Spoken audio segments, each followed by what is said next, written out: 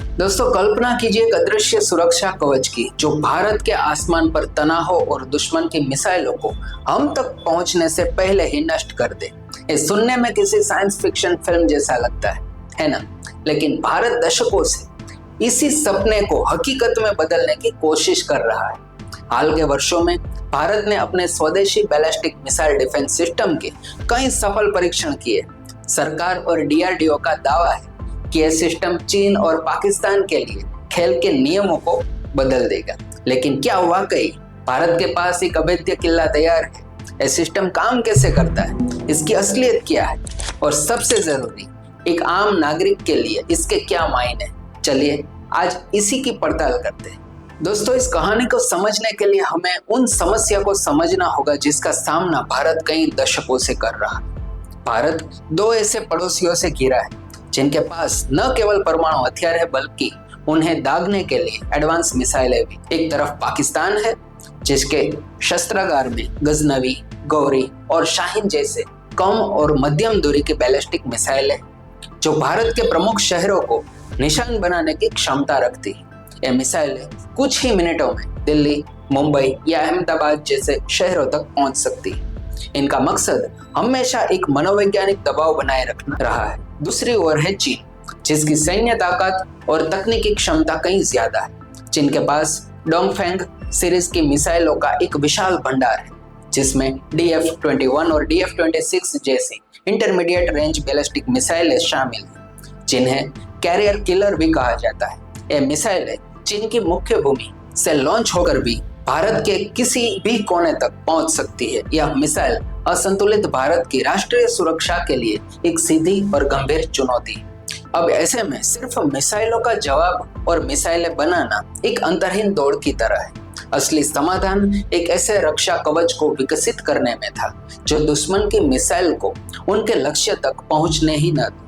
और यहीं से 1999 के कारगिल युद्ध के बाद जन्म हुआ भारत के महत्वाकांक्षी बैलिस्टिक मिसाइल डिफेंस कार्यक्रम का, जिसे हम BMD कहते हैं। अब इसी गंभीर खतरे का मुकाबला करने के लिए भारत के रक्षा अनुसंधान और विकास संगठन यानी DRDO ने एक स्वदेशी बहुस्तरीय मिसाइल रक्षा प्रणाली विकसित करने का बीड़ा उठाया।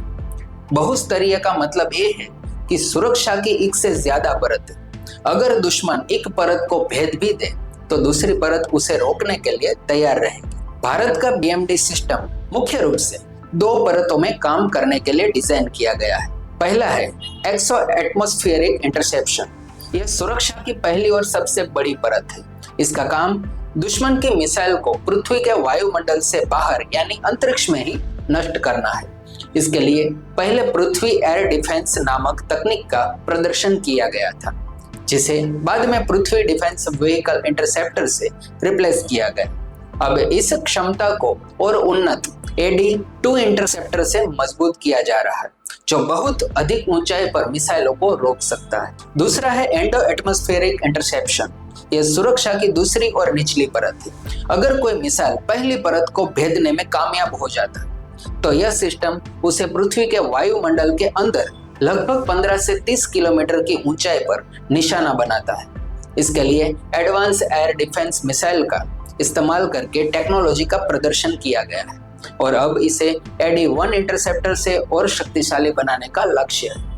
दोस्तों यह पूरा सिस्टम एक बेहद जटिल नेटवर्क पर काम करता है। जैसे ही दुश्मन की मिसाइल लॉन्च होती है, स्वॉर्डफिश जैसे भारत के लॉन्ग रेंज ट्रैकिंग रडार उसे ट्रैक करना शुरू कर देते हैं। इन रडारों की रेंज लगभग 600 से 800 किलोमीटर बताई जाती है, जिसे 1500 किलोमीटर तक अपग्रेड करने पर काम चल रहा है। ये रडार मिसाइल की गति, दिशा और लक्ष्य का विश्लेषण करके कमांड सेंटर को डेटा भेजते।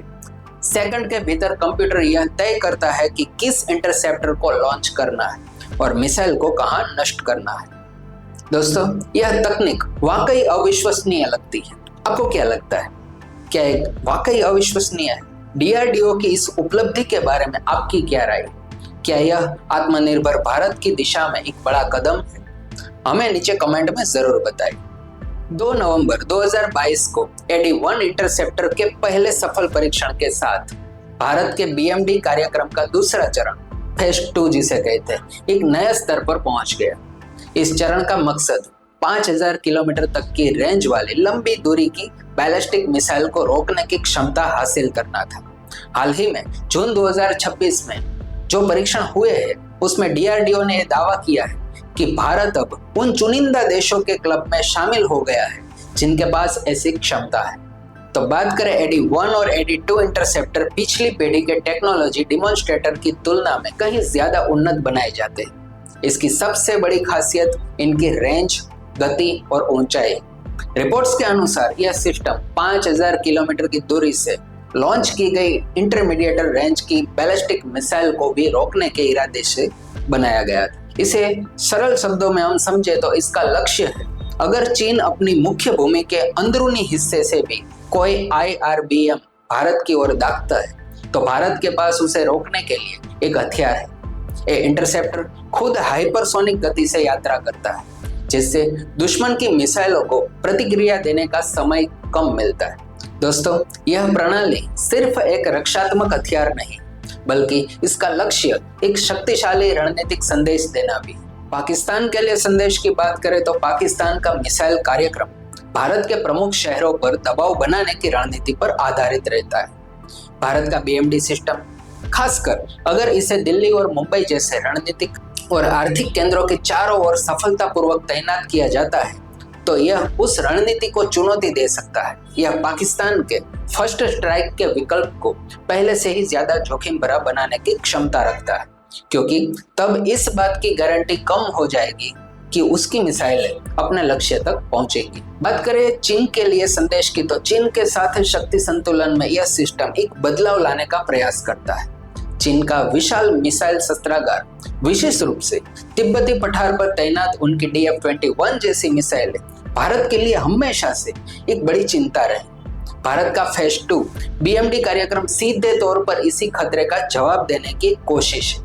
हालांकि चीन के मिसाइल लाभ को पूरी तरह से खत्म नहीं करता है, क्योंकि चीन के पास बहुत बड़ी संख्या में और विविध प्रकार की मिसाइल है, लेकिन यह निश्चित रूप से भारत को एक मजबूत रक्षात्मक क्षमता प्रदान करने की दिशा में एक कदम जरूर।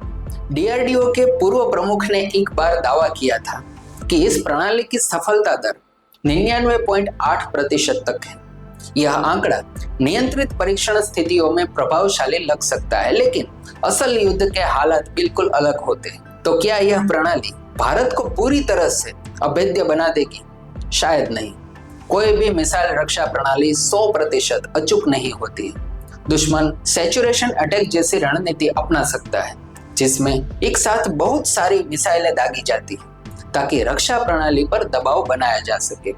इसके अलावा आधुनिक मिसाइलें अब डिकोय और दिशा बदलने वाली वॉरहेड्स के साथ आती है, जो इंटरसेप्टर को धोखा दे सकती है। तो यह भी ध्यान रखना जरूरी है कि भारत का यह BMD सिस्टम अभी पूरी तरह से देश भर में तैनात नहीं है। फेज 1 की तैनाती दिल्ली जैसे कुछ रणनीतिक इलाकों के लिए प्लान की गई, लेकिन एक राष्ट्रव्यापी मिसाइल शील्ड अभी भी एक दूर का लक्ष्य है।